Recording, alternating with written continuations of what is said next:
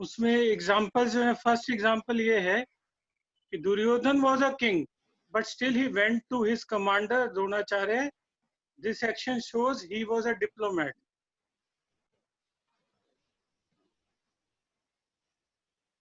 Next example is verse 1.3 में he points out mistakes of Dronacharya. Dronacharya ने धृष्टुम्न को, जो कि महाराज द्रुपद के पुत्र थे, उनको बिकॉज ही वॉज अ ब्राह्मण, उन्होंने उनको मिलिट्री का शिक्षा दिया था. Dhrishtadyumna arrange military on Pandava. Dhrishtadyumna जो था अभी, he was on the Pandava side. इस तरह से ही warned Dronacharya not to be lenient and compromising which may lead to their defeat. Third example में in verse 1.4 he compares warriors on his side with Bhim and Arjun because he knew strength of both Bhim and Arjuna.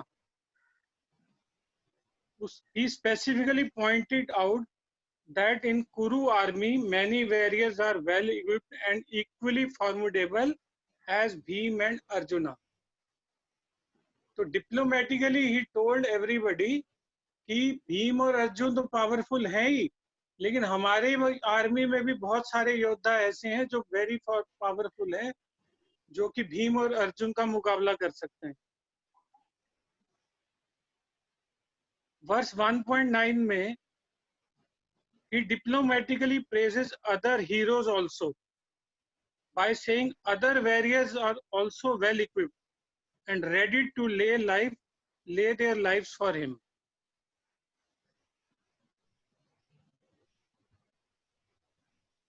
Further, 1.10 verse में he praises strength of Bhishma Dev by saying he was much superior than Pandava general who was Bhim. His purpose was that since Dronacharya and Bhishma liked Pandavas very much, he in way warned and Bhishma Dev and expected that they will not be lenient now in the war.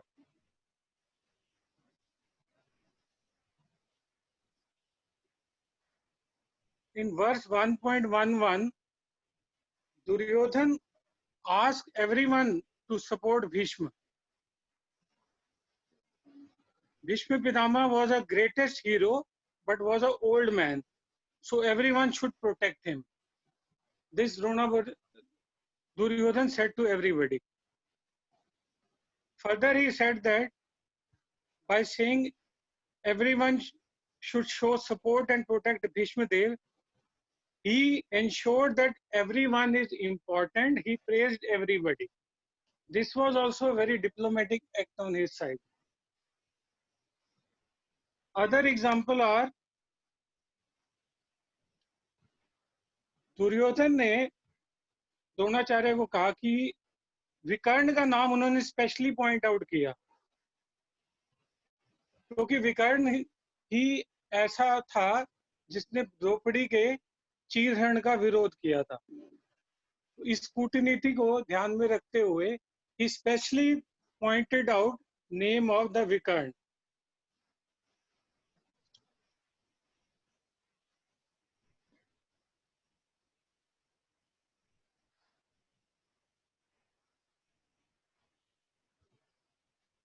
इसके अलावा दुर्योधन जो है, उसने कहा कि हमारी जो सैन्य शक्ति है पांडवों की तुलनाओं में अधिक शक्तिशाली है. वो इस चीज का दावा करता है कि हमारी सेना में भीष्म पितामह के नेतृत्व में सुरक्षित है और हमारी सेना पांडवों की तुलना में अधिक बड़ी है.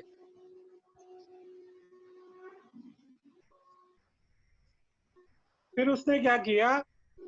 He praises Dronacharya by selectively using the word Brahman Shesht and to boost his commander's morale, lists the great warriors in his team. These were the few points which he used to show that he was a very diplomatic king.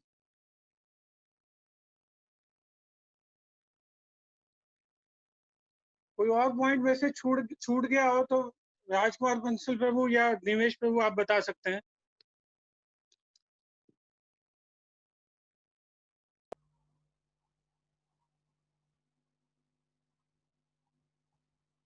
ठीक है प्रभु जी।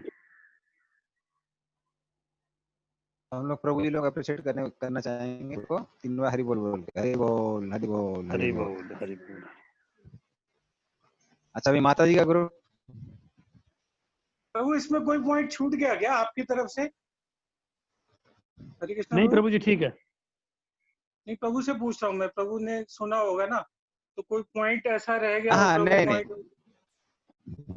सारे point cover हो गए? Complete हो गया, थोड़ा कुछ extra भी था। ओके, ठीक है, ठीक है ना, तो हो गया। बस ये है प्रेजेंटेशन में थोड़ा सा नेक्स्ट टाइम क्या ध्यान रखना है कि जो चीज परपोर्ट में है या लेक्चर में है, उनको अगर आप डायरेक्टली बोल लेंगे तो ज्यादा ऑथेंटिक होगा।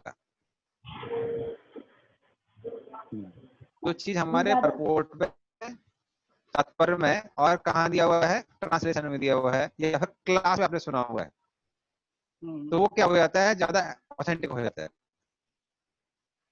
तो आपके पॉइंट ठीक थे, लेकिन जैसे प्रभु हमने वर्स नंबर मेंशन कर दिए, इसमें इस वर्स से है। हाँ नहीं, वो ठीक है प्रभु। जैसे कुछ चीजें है ना, जैसे उन्होंने आपने पॉइंट बोला कि वो दावा करता है कि उसकी आर्मी बड़ी थी, तो वो सही दावा था, उसको डिप्लोमेसी नहीं कहते हैं। डिप्लोमेसी का मतलब है जहां आप कुछ ऐसी चीज कर रहे हैं जिसके 2 मतलब होते हैं, डबल मीनिंग, तो उसको डिप्लोमेसी कहते हैं। तो वो तो उसकी जो इन्फॉर्मेशन थी वो सही इन्फॉर्मेशन थी कि उसकी आर्मी वाकई में बड़ी थी दुर्योधन के, और योद्धा भी उसके ज्यादा शक्तिशाली थे, तो उस हिसाब से उसको डिप्लोमेसी की काउंटिंग में रखते नहीं है। ठीक है ना। तो जो वर्ड डिप्लोमेसी आता है वो मतलब है दोगलापन। दोगला मतलब कुछ बोल रहा है, कुछ और मीनिंग है उसका, डबल। अच्छा, तो माता जी लोग का अनुराधा माता जी। हरे कृष्णा। हाँ बोलिए माता जी। हाँ, आवाज क्लियर है? हाँ क्लियर, एकदम क्लियर है। हरे कृष्णा प्रभु जी। सब माता जी लोगों ने ऑलमोस्ट सारे पॉइंट्स कवर किए हैं, उनको एक बार ही मतलब कवर करना चाहेंगे कि कर्म क्षेत्र, ये कुरुक्षेत्र को धर्म क्षेत्र का उसका इम्पोर्टेंस क्या है, क्योंकि इसमें काफी चीजें हुई थी जिसके वजह से ऐसे भी इसको धर्म क्षेत्र कहा जाता है, क्योंकि वहां कृष्ण स्वयं विराज वहां पे उपस्थित थे, और जहाँ कृष्ण होते हैं वहीं धर्म है और वहीं विजय निश्चित है। ये उसका एक इम्पोर्टेंस है। वहां बहुत सारी धार्मिक क्रियाएं युगों से होती आ रही थी, काफी समय से वहां पे कुछ भी जो धार्मिक क्रियाएं होती आ रही थी। कुरुक्षेत्र में आज भी सरस्वती नदी बहती है, जिसे जो आज पेहोवा के नाम से जाना जाता है, और वो बहुत ही ऑस्पिशियस है। पृथु महाराज ने सारे अश्वमेध यज्ञ कुरुक्षेत्र में ही किए थे, और ये एक इसका इम्पोर्टेंस है। भगवान कृष्ण और बलराम जी का मुंडन भी यही हुआ था, और ययाति महाराज ने जो यज्ञ किए थे उन्होंने पानी को शहद में बदल दिया था, जो यज्ञ यहाँ पे हुआ था। सभी धार्मिक कार्य जितने भी उस टाइम के थे, वो लोग वहीं पे सारे धार्मिक कार्य करने आते थे। और परशुराम जी ने 21 बार धरती को शत्रुओं से विहीन किया था, और उनके रक्त से वहां बड़े बड़े तालाब बन गए थे, जो आज सामंतक पंचक के नाम से जाना जाता है। और सूर्य ग्रहण होता है या कोई ऐसे समय होता है तो वहां सभी सारे ऋषिगण आते हैं, ब्रजवासी जी वहीं पे ब्रजवासी सब वहीं आते हैं, और वासुदेव जी जितने भी यज्ञ होते हैं उस समय वहीं कुरुक्षेत्र में ही करने आते हैं। और सब लोग वहां ब्रह्म सरोवर, जिसे सामंत पंचक के नाम से जाना जाता है, वहां स्नान करने आते हैं। और ब्रह्मा जी ने 4 वर्ण और आश्रम का भी इसी जगह पे ही रचना की थी। ये इसका इम्पोर्टेंस है, सिग्निफिकेंस है धर्म क्षेत्र और कुरुक्षेत्र का। और इसमें जो नेक्स्ट पॉइंट है कि द्रोणाचार्य जी को दुर्योधन क्यों चेस्टाइज करते हैं, वो दुर्योधन द्रोणाचार्य जी से कहते हैं कि आप ऑलरेडी दुष्टद्युम्न को पहले शिक्षा दे चुके हैं, अपने आप को आपके ब्राह्मण क्वालिटी इससे दर्शाती है, लेकिन अब आप ऐसा मिस्टेक नहीं करिए, क्योंकि ये हमारी हार का कारण हो सकता है। बुद्धिहीनता का काम आप ऑलरेडी कर चुके हैं, उसे शिक्षा देकर, उसे शिष्य बना करके, ज्यादा आपने बुद्धिमानी का काम नहीं किया है। अब अगर दोबारा आप बुद्धिहीनता दिखाएंगे अर्जुन और पांडवों के साथ नम्रता दिखा करके, तो फिर ये इससे हम लोग की हार हो सकती है। और ये जो भले ये चेस्टाइज वे पे कहा गया है, लेकिन ये ब्राह्मण का गुण दर्शाता है कि उन्होंने सब कुछ जानते हुए भी कि धृष्टद्युम्न उनकी मृत्यु के कारण बनेंगे, उन्होंने उनको शिक्षा दी थी। हरे कृष्णा। परफेक्ट। हरे कृष्णा। हाँ, थैंक यू माता जी। हरि बोल। हरि बोल। तो हम लोग को माता जी लोग का भी धन्यवाद देना चाहिए, 3 बार हरि बोल बोल के। हरि बोल, हरि बोल, हरि बोल, हरि हरि बोल। हरि बोल, हरि बोल। तो कौन से श्लोक तक हमारा हो गया था लास्ट टाइम? 13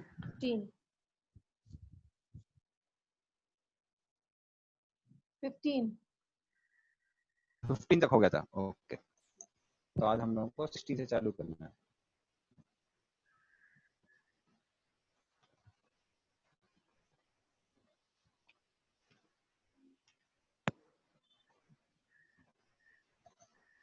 अच्छा, तो यहाँ पर अलग अलग संखों के बारे में बताया गया है। अनंत विजयम राजा कुंती पुत्रो युधिष्ठिरः नकुला सहदेवश्च सुघोष मणिपुष्पको काश्यश्च परमेश आसः खण्डी च महारथः धृष्टद्युम्नो विराटश्च सात्विकिश्च पराजितः द्रुपदो द्रौपदेयाश्च स्रवसा पृथ्वीपते सौभद्रश्च महाबाहु शंखान दद्मु पृथक पृथक। पढ़िए इसको। पंकज सर वो आप पढ़ लीजिए।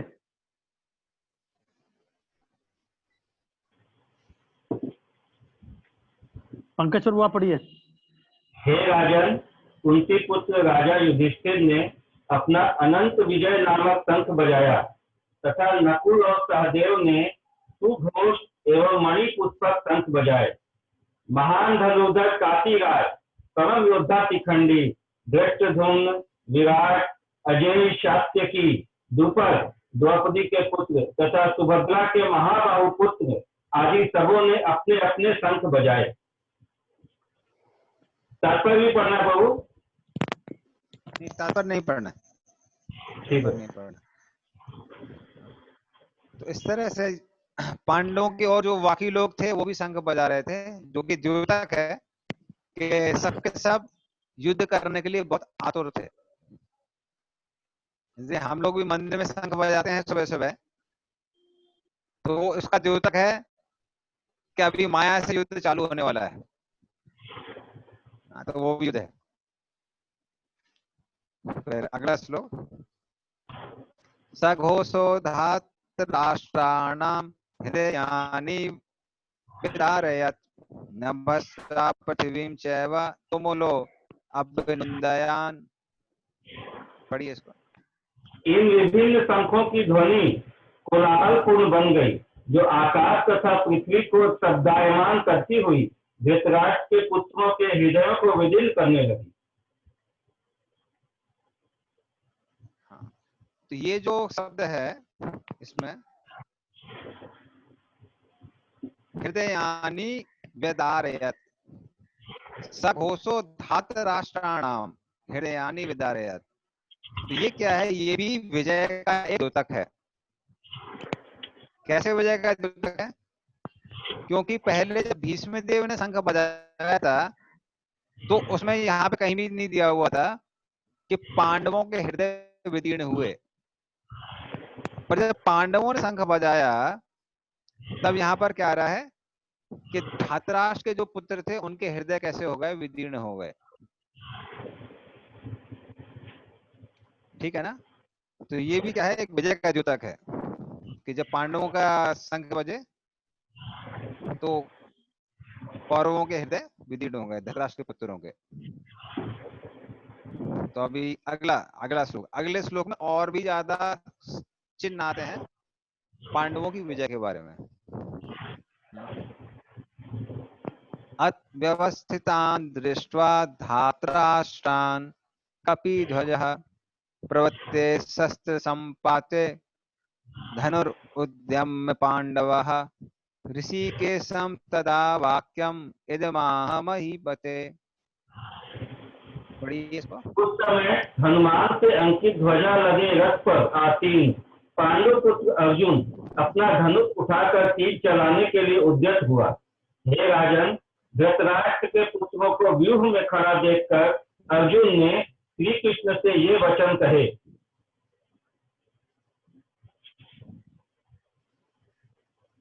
हाँ, इसमें भी इस श्लोक में बहुत सारे द्योतक हैं पांडवों की विजय के।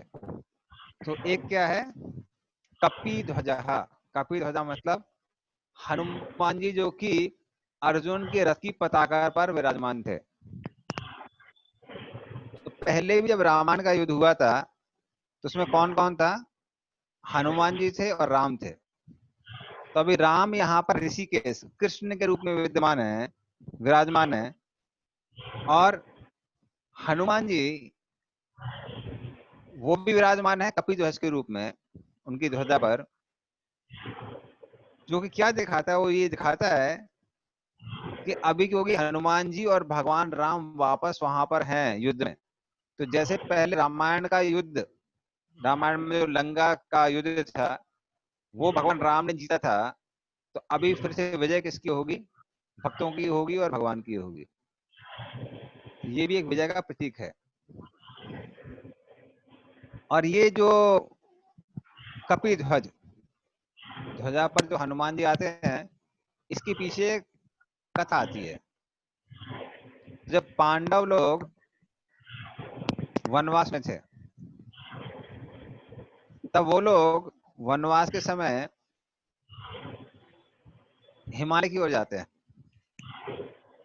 तो हिमालय की ओर वहां पर मानसरोवर तालाब से बहता हुआ एक सहस्त्र कमल आता है जिसकी 1000 पंखुड़ी होती है। तो ये जो कमल है ये मात्र मानसरोवर में ही मिलता है।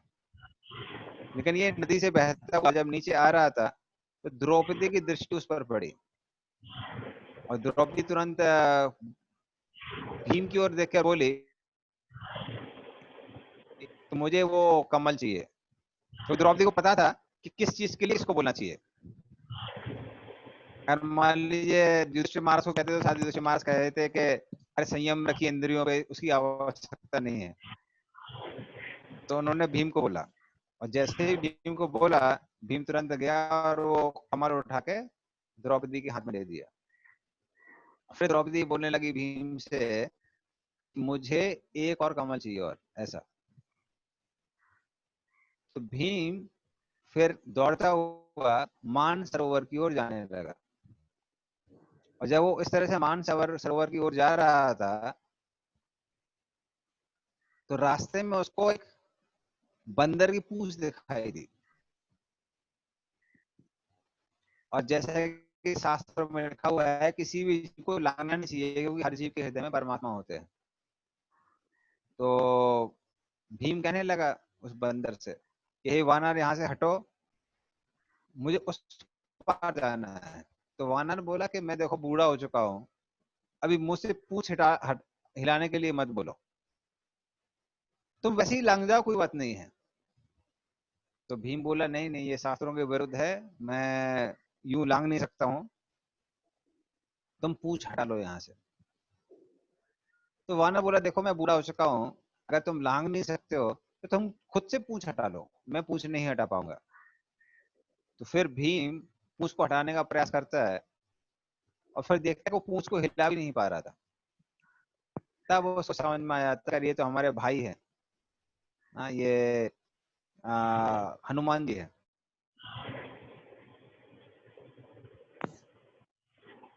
तो तुरंत वो बोलता है, कहता है कि आप हनुमान जी हैं क्या? क्योंकि भीम भी वायुपुत्र है। तो हनुमान जी कहते हैं हाँ हाँ मैं ही हनुमान हूँ। तब वो हनुमान जी वहां पर हालचाल पूछते हैं भीम से। तो भीम बताता है कैसे कौरवों ने सबने आक्रमण किया है और कई बचपन से उनको मारने का प्रयास किया और अभी उनको वनवास में भेज दिया है। तो हनुमान जी को क्रोध आता है। हनुमान जी कहते हैं कि मैंने तो सतयुग के राक्षसों को मारा हुआ है, एक द्वापर युग के ये कौरव लोग क्या कर सकते हैं? तो तुम बोल रहे हो तो मैं तुरंत जाता हूँ यहाँ से छलांग मार के हस्तिनापुर में धृतराष्ट्र के 100 पुत्रों को एक साथ बंदी बना के तुम्हारे सामने ही लेके आता हूँ और तुम्हारे सामने ही इन सबको मैं मार दूंगा। तो भीम कहता है नहीं आप ऐसा मत करिए, क्योंकि मैंने उन सबको मारने की प्रतिज्ञा ली है। तो वनवास के बाद में जब युद्ध होगा तो उस समय मैं अपनी प्रतिज्ञा पूरी करूंगा। तो वो हनुमान जी बोलते हैं कि मेरे लिए कुछ सेवा हो तो बताइए। तो वो भीम हनुमान जी से कहता है कि आप ऐसा करिए कि आप अर्जुन के रथ पर सवार हो जाइए और जैसे ही युद्ध प्रारंभ होता है आप जोर जोर से गर्जना करना।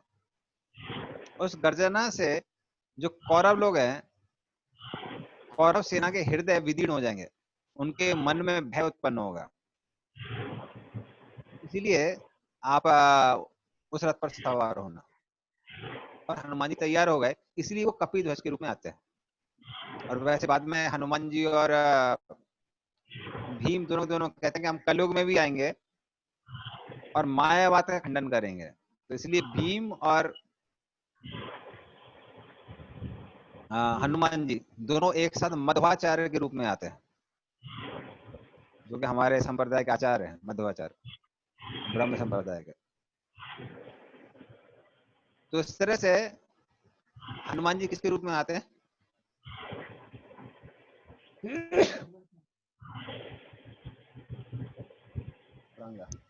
तो इस तरह से हनुमान जी कपिध्वज के रूप में आते हैं। प्रभुपाद जी एक और सिग्निफिकेंस उसका बताते हैं अपने लेक्चर में। वो कहते हैं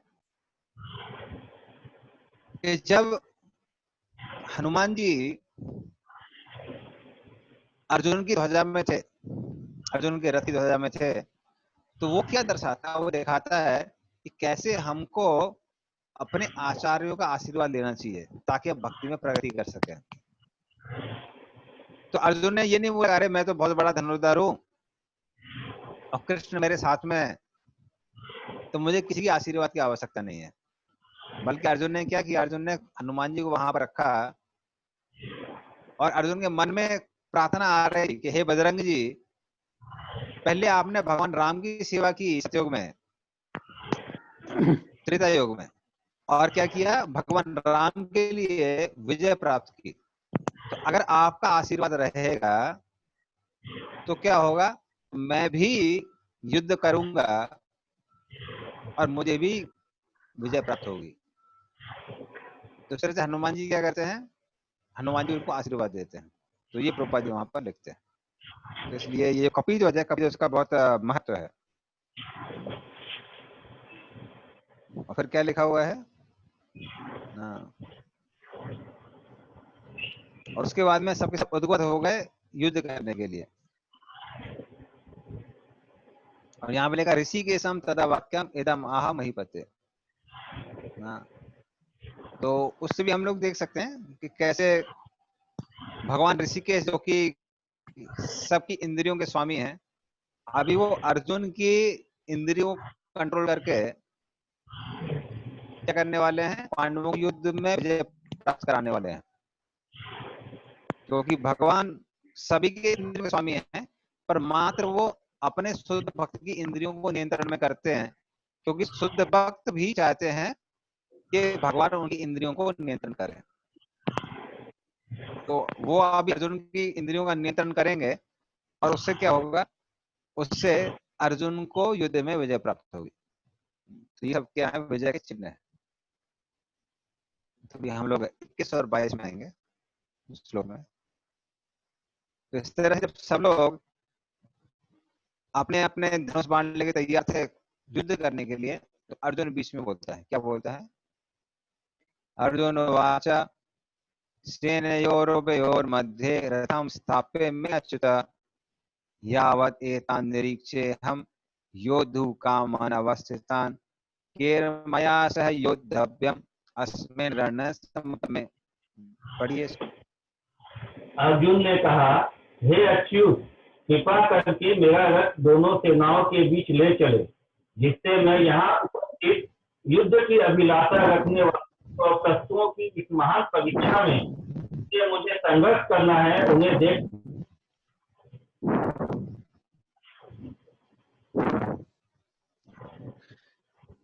तो अर्जुन क्या बोलता है, अनुरुद्धा भी बोलता है कि हे कृष्ण, आप मेरे रथ को दोनों सेनाओं के बीच में ले जाइए। इसलिए कृष्ण को यहाँ क्या बोलते हैं, अच्युत बोलते हैं। अच्युत मतलब जिनका कभी पतन नहीं होता है। तो प्रभुपाद जी आगे तात्पर्य में लिखते हैं कि कृष्ण का पतन किसमें नहीं होता है, अपने भक्तों के प्रति प्रेम का प्रदर्शन करने में भगवान कभी भी चूकते नहीं है, इसलिए उनको अच्युत कहते हैं। अच्युत मतलब जो कभी चूकता नहीं है। तो अपने भक्तों के प्रति स्नेह प्रेम को दिखाने में भगवान कभी चूकते नहीं है।